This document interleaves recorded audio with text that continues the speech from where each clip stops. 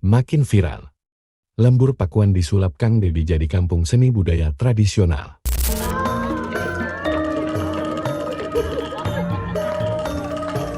Ramai teman-teman tuh, Masya Allah.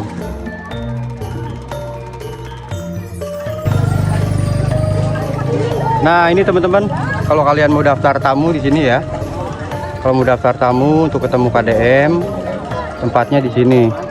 Nah itu ada beberapa orang yang mungkin mau pendaftaran tamu ya.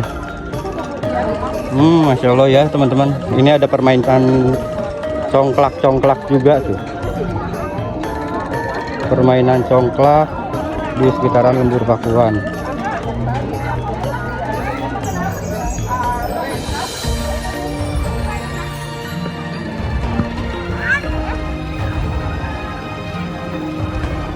Ini permainan tradisional ini ya, main congklak. Nah ini juga ada tempat gamelan. Tempat gamelan ini biasa untuk acara ya, biasa untuk acara gamelan tuh.